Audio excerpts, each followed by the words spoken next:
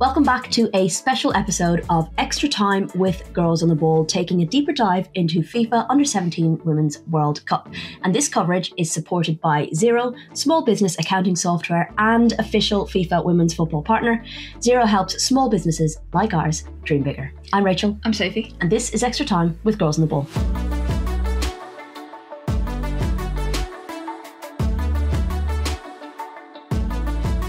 Welcome back, all. Thank you for tuning in once again. This is our final our series of special episodes, our three-part series. And in this one, naturally, we're finishing with and focusing on the players, the under-17s who have been stepping out onto the field at this FIFA Women's World Cup. In our previous two episodes, we looked into the data analysis and technology side of things and stuff that's being trialled at this tournament. We had some great input as well from FIFA's technical study group. And then we delved into coaches. So not often there's that opportunity, I guess, to talk to coaches about their journey. Mm-hmm. It's often about like their teams, right? Yep. And the tournament and the expectation. But yeah, we managed to kind of chat to them, focusing on that female coaching pathway as well. We spoke to the US's Katie Schofer. We spoke to England's Natalie Henderson, New Zealand's Alana Gunn, and Dominican Republic's Betseda Ubri. So it was great to have their voices. If you've missed that, of course, you can go back and listen to them wherever you're watching or listening to your podcasts. Do it after this one, though. Listen to this one first. You've already started. You may as well finish. And of course, make sure you are subscribed across all platforms so you won't miss anything. We're very grateful for all the access we've got, aren't we? We are, definitely. It was a brilliant experience. Yeah, it's been really fun to kind of lift the lid a little bit on things off the pitch as well. So hopefully you've enjoyed that. Do drop us a comment. We'd love to hear what you think. Now, as I said in today's episode, we are talking to players, having a bit of a player focus, which makes total sense, as part of our work with Xero, because one of their big campaigns is Dream Bigger. And, what's a bigger dream in football than to represent your country on the world's biggest stage at a World Cup? They're also at the very start of their careers, so dreaming bigger is a perfect tagline, I think, before that, because this is only the start, I think, for a lot of them, for massive careers ahead. Yeah, it's a really exciting time. Now, unfortunately, for both Sophie and I, we can only imagine what it would be like representing our country on the world stage. So luckily, we have chatted to two young stars who gave us a real feel for what it's like. I can really get the kind of pride and the joy and the excitement of representing your country, particularly at this age. First up is Angel City and USA midfielder Kennedy Fuller. She was the second youngest player signed by Angel City and made her professional debut for them 8 days after turning 17, and has by now already, of course, scored her first professional goal for them as well. It's not bad for a teenager, is it? Not at all. It's been a really big year for her. It's been, an incredible year. She's notched off so many things at such a young age, making that step up to the NWSL, making her mark on the NWSL and Angel City, but also what she's been doing with the under-17s and the youth age groups with US Soccer. She scores a lot of goals and she's ending her season with a World Cup, which is incredible when you look back at the last 12 months. Yeah, pretty amazing. Now, this is being recorded before the third place match between the USA and England, but so far she has scored 3 times for her country in this competition. Quite literally a dream start. And you got to sit down with her, so while we were over in the Dominican Republic. Here's what she had to say.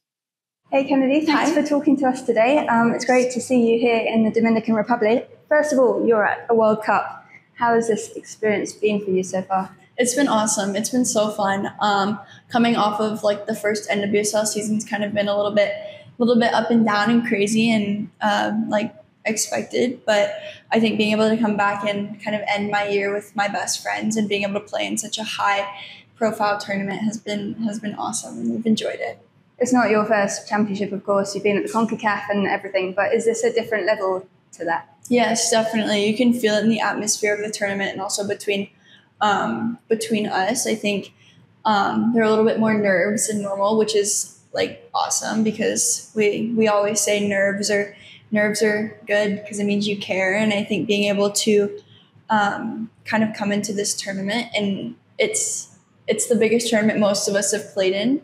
So it's super fun to be able to do it with obviously each other, but also play for something that's play for the crest and play for each other has been awesome. As a group, you've been together quite a while. Some of you have been together since under-15s level, so that must make it even more special that you're growing up together, you're going through these tournaments together, and you're making those steps through soccer together, I guess. Yeah, and being able to see everyone grow in their own environments. Obviously, a couple of us have gone pro, and others have gone to college early, and others are killing it in their club season. So being able to see how much everyone has grown on and off the field has been it's been crazy, and it's been super fun to be able to watch them since U15. For sure.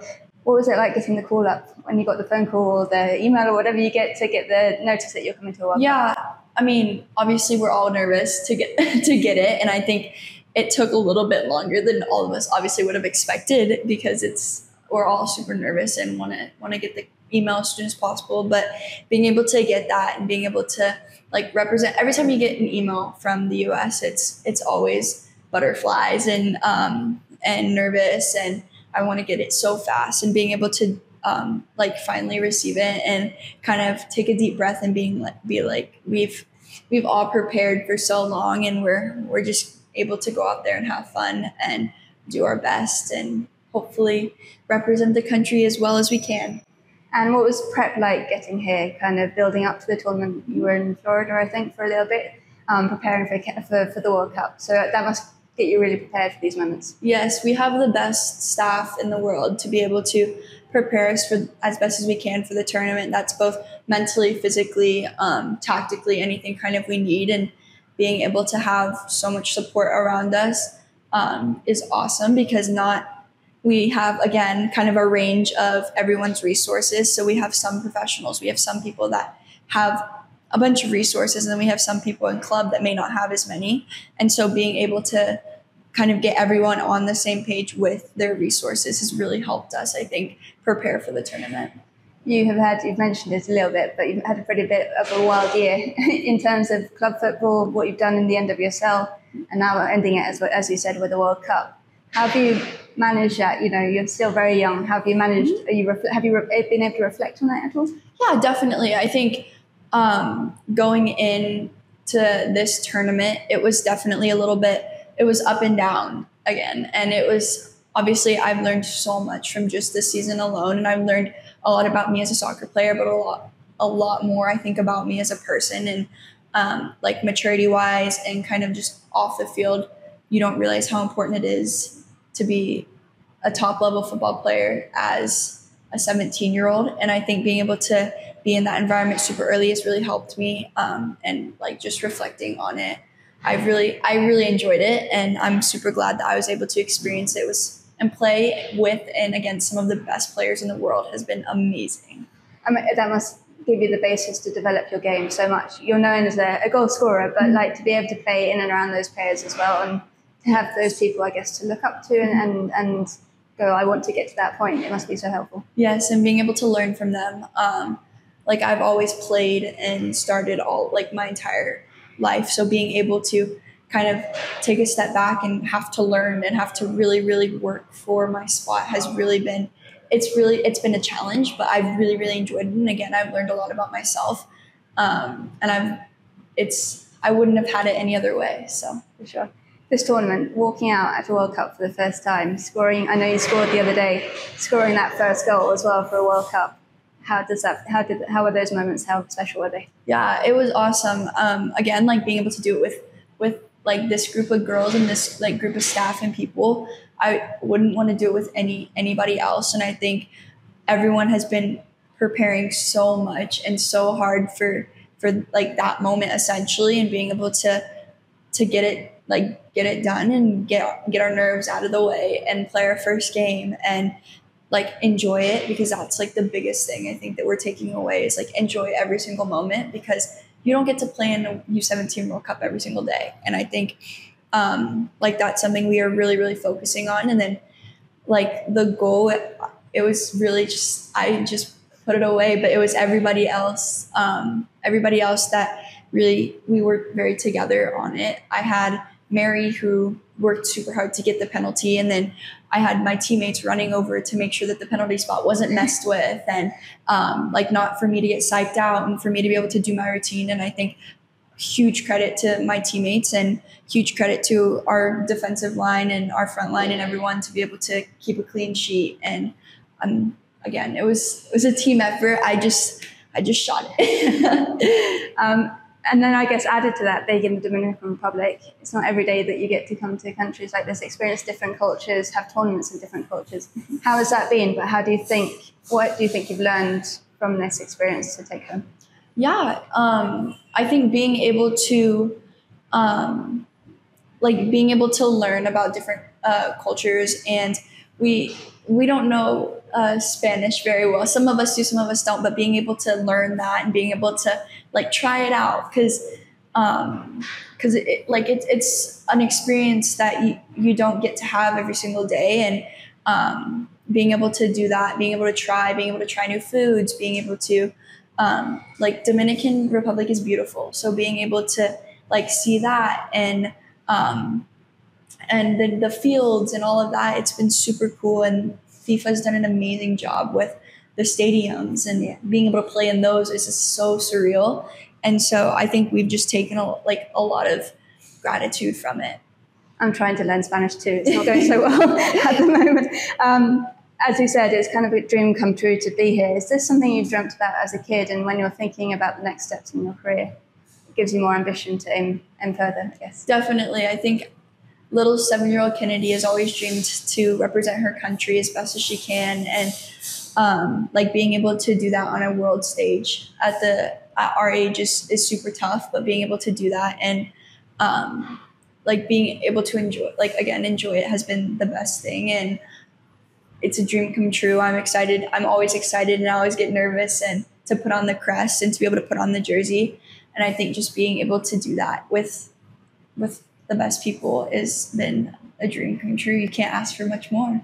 And I guess being part of it's been a real successful summer for US soccer. The Olympics, I guess, must have been a real inspiration as well with what Emma's done at the Olympics. And then also the under-20s had a really good run at the World Cup. And now you're here, so that must really serve to help you. Yes, Emma's doing a great job, and the full team is really paving the way for us. And I think the 20s, a couple of my teammates are on that team, so being able to see them succeed and see like their adversity and seeing how they came back from it kind of obviously has inspired us a lot during this tournament. And I think just being able to see like we're right there with them. We just have to continue to grow and continue to push each other to be better every single day, and that's what we're working for. So, and I guess it must be super proud to be playing for such an organization in such a country. Yes, there's the history of this organization and federation, especially on the women's side, is you can't really find it anywhere else. So being able to like our saying is respect the past and represent the future. And I think that's something that all of us really, really take to heart, because we are the future of the federation. So how are we going to be able to make it better? And how are we going to be able to make it really represent what they've paved? And they've done a really, really good job. I mean, she's just at the beginning of her career. You can already tell like there's big things to come for her. Yeah, and she's got such a calm head on her. That's what I got from speaking to her. She's very, in the moment, and she's not letting things get away from her. But at the same time, she knows she has a lot of potential. I think that comes through, that kind of confidence in herself. But she knows that she also has to bide her time, and stepping up to senior football with the NWSL, she's not going to play every game. Mm-hmm. That's going to be the case for maybe a little while. But she, as she said in the thing, she's learning how to not start every game and how to kind of learn from those around her as well. And, she is surrounded by such brilliant professionals, both within US soccer, but also in the NWSL with Angel City. There's so much to learn. So I imagine she's just like a sponge, picking up all of the information, and just, there's no pressure on her. Yes, she is a star at this World Cup, but there's no pressure on her. She's very, very early stages of career, and she has so much time to grow into that role. I think there's a balance between that dreaming bigger and thinking about what's on the horizon, and also saying, I'm actually kind of living the dream now, so be in the moment and enjoy it. I've been really impressed, as you touched on there, with the maturity of these players, not just on the pitch, but off it as well. Like, I think, we obviously primarily spoke to England players pre and post match during the group stages. But even listening to some of FIFA's post match interviews with these players, they're all like a real credit to their countries. I think they've been really impressive. I know it can sometimes be daunting at this age having to do media, and I actually think they're all grasping their duties on and off the pitch really, really well. So yes, and you can tell the ones who are really comfortable as well, and some that will develop a bit later, I think, in terms of speaking to the media and speaking externally. But I think you've got a whole bunch of players across, as you say, across the nations who are really mature for being so young, both in terms of their football, but also in terms of the way they think about football. I can only talk about England right now, but the way that we've seen their maturity on the pitch, the way that they don't panic, you would forgive most 16, 17-year-olds to panic a bit when the chips are down and everything goes against you. But there's been such a great grit and character. And I think that's been across the board. Yeah, and I think we've been lucky enough to see a number of different teams: Dominican Republic, Ecuador, Mexico, Kenya, North Korea. And I think that was a thread through. You'd kind of almost forget you were watching under-17s. There was an impressive kind of maturity to the way that they all played. Speaking of someone with a very mature head on her shoulders, we spoke to another midfield maestro who has also stood out for country at this tournament, England captain and Arsenal Academy graduate almost, Laila Harbert. She was great to chat to. And here's what she had to say to Sophie. Hey Laila, thank you for talking to us today. We're here in the Dominican Republic at the World Cup. How's your experience been so far? Chaotic, I'd say. A very eventful 2 games, as you know. First game, Kenya, I think they posed a physical challenge, one that we haven't experienced before, I'd say, in terms of the European competition we faced. And then obviously last night was just, chaos, but it just shows how we can find a way to win as a team and stick together even with 10 players. So really excited going into the final group game. Was that possibly the longest game of your life? Yeah, longest and most eventful for sure. I mean, afterwards I couldn't quite sum it up in words, to be honest. It was just one thing after another, but as I said, we got through it in the end, and to score 3 goals with 10 players and come back from 2-1 down is a real credit to us as a team, I think. You've obviously been through a tournament football before with the Euros in the summer and kind of the success of that. How did that prepare you to be in this environment? I'd say for us, we reflected on our Euro campaign afterwards, which allowed us to go into this knowing what we needed to improve on, as well as reflect on the success that we had. Obviously, as the first team at under-17 level to make the final, but we wanted to go one step further this time, so hopefully we can do that. And I've mentioned before in a previous interview that for us, the Euros wasn't just about getting a medal in itself, it was more about how we grew as a team from the start of the season to where we were, which we've now carried forward into this, and I think that shows on the pitch. Being able to grow with this team over the last year, even before that with some of your teammates, how special has that been? Yeah, it's incredible. I've worked with Nat and some of the other staff now for 3 seasons and played with the likes of Laila for the same amount of time, so it's incredible because we do reflect on those days compared to now, and I think we've grown massively. And just in terms of connecting as well, it shows on the pitch that we've played together, and I've worked with Nat for that long. So we really understand each other, and I think that helps bringing it into this environment. Definitely. What was it like when you got the call up to come out here to the Dominican Republic? It's really special. I think I've dreamed of playing in World Cups since I was a little girl, so to be able to do that with this team especially was a really special moment for me. Even walking out the other day for the first match, seeing all the fans and the music, it's a step up from the Euros, I'd say. So I'm really grateful to be here. I know I asked you about that the other day, but that moment when you walked out, how did you? Can you reflect on that? How do you put that into words? Oh, it was just surreal, to be honest, and it was the same feeling the second time round as well. Obviously super proud to wear the armband, but just to be there and experience everything that a World Cup brings is really exciting. For sure, and I guess when you look at it, the last group of England under-17s were in the World Cup in 2016. You're seeing that crop of players now in the seniors. Yeah. For you as a player, and you're looking at your pathway up, that must give you such inspiration. Yeah, for sure. I'd say Lotta was actually captain of that team, and Les featured in it as well. So they spoke to me about their experience before I came here, and they said they'd never experienced anything like a World Cup before. So it really excited me, and to see where they are now and the players they are, hopefully I can get to that level too. being able to call on players like that, especially like when you're coming out here, that must be really important. Yeah, for sure. And they've been in touch as well, supporting us. So I know that back home, I've got a lot of support, which is really nice, especially from senior players. As I said, they've been through it before, and I can't wait to share my experience when I get back. Can you talk to me about your journey into football? Because you're at Arsenal now, but how did you get started? What was it about the game that made you fall in love?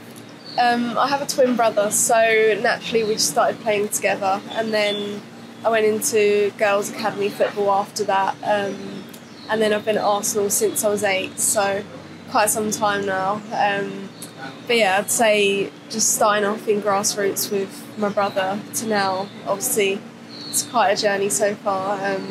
But I'd say like playing in boys football really helped me from a young age, physically, as well as just being more competitive. So yeah. And now you're at Arsenal. How is it having made, as you say, you were there since the age of 8. Yeah. You're now in and around the senior setup. Yeah.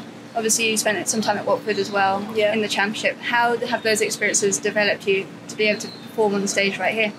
I'd say one big difference from my first Euro finals out in Estonia to the one in Malmo was I'd played a season at Watford and got that senior exposure, so I felt like my decision making and the physicality really shone in the second tournament compared to the first, which obviously helped going into a World Cup because we've faced 2 physical teams so far. So I'd say Watford really helped me come on as a player from that aspect, and in terms of Arsenal as well, it helped me go back into that environment feeling more comfortable as I've been around other senior players. So yeah, mainly just confidence, and then obviously decision making, just in general quicker play being in and around seniors. But yeah, it's a dream come true really to start from that young and then end up in the seniors. Hopefully I stay there for many years to come. And it's probably really prepared you. You're the captain of this team, you wear the armband as a leader, so it must have really, those experiences must have really lent you to be able to do those kind of skills that you need out here as well. Yeah, for sure. And I think as a young player in a senior environment, they like us to have a voice as well. So some of the players will encourage us to speak up and hear our opinion from someone who's a bit younger than them, just for a different perspective. So yeah, it really helps. And then I'd say at Arsenal there's many international leaders as well. They often captain their countries, so to listen to them and hear the small details of how they articulate their leadership is really inspiring and helps me when I come here. When you're here, you're obviously in the Dominican Republic. It's very different from home, very far away from home. Different culture, different football cultures as well. Yeah. Are you kind of lapping up all of these experiences to be able to kind of bundle them up and take them back home with you? Yeah, I'd say when we're away we always create special memories, but I've never been somewhere like this with the national team, so yeah, it's really important. But we've been trying to get some stuff that's quite similar to home to make it more homely, and obviously our parents are out here as well supporting us, which we're grateful for. Yeah, so another kind of mature head, right? Like speaks really well, understands her responsibilities as captain, but still at the end of the day is a 17-year-old. Yes, but I think there are some players that you can tell very early on are really naturals in that kind of leadership role. I think back to even when Leah Williamson was in the under-17s or under-19s, and you could tell that her, like in terms of the leadership, it came really naturally to her, I think. And I think you can tell that with Laila as well, Laila Harbert. I think she's the heartbeat of England's midfield. She leads by example. She, the stats only go to show what she's done in this tournament, and she's got a big career ahead of her. I think, she's been training the Arsenal seniors for quite a while now. She had a really good loan at Watford as well, as she mentioned in the piece. So I think it's all about taking the right steps in the right time and not getting too far ahead of yourselves. But all of the signs are really, really good right now. Yeah, and I feel like you could get the feel of the magic of getting the call up, of like waiting for the email or the phone call or whatever it might be, then getting it, then knowing you're coming, far away from home to represent your country, to step out on the pitch. You could really feel that even from a young age, and to think that they're at the start of a very exciting journey and a dream career is pretty cool. Yeah, and I would just say as well with Laila, after the defeat to North Korea, there was no hesitation in coming to speak to me in the mix zone afterwards. And like across the world, there have been instances where maybe more senior players have not put their head above the parapet, maybe to take the questions and answer the press. And the fact that she was willing to do that, I think, really stands her in good stead. Yeah, kind of exemplifies the maturity at this level. Well, we hope you've enjoyed these extra episodes. While, of course, we want to give you all of the information about the action on the pitch and around the games and everything that goes with it, we also wanted to try and share some areas off the pitch, whether that's improvements in the technology and the data and analysis that they're trialing at this tournament, whether it's finding out what it's like to be a coach at a major tournament, which is, fair to say, also a dream for many of these people, and maybe a bit closer distance for us. So if it doesn't feel so far away when we chat to the coaches, maybe in like 10, 15, 20 years time, that could be us if we dream big enough. But I think even for us, like, from a media standpoint, the fact that we get to tell stories that we haven't done that much of in, like, when it's day to day, when you're doing day to day stuff, you just go with the flow and you kind of pump out the content. Whereas having the time to actually really think about putting pieces together and really digging deep into topics, so like the data one, or getting to know coaches and having real proper time with them and the players about their stories, I think that's been quite a big thing for certainly us two in terms of what we're thinking about for the future. So yeah, absolutely. Well, a big thanks to all of you who have tuned in, followed our content, or commented on our episodes, and we hope you've enjoyed listening to them as much as we've enjoyed producing them. A big thanks to the numerous federations that we worked with over there, to FIFA, and of course to Xero for allowing us to dream bigger and cover this tournament in such a comprehensive way, which maybe we haven't been able to do before. So it has been a really fun journey. Normal service resumes for Extra Time with Girls on the Ball. We will be back on Monday with our WSL rundown. Until then, we will see you very soon.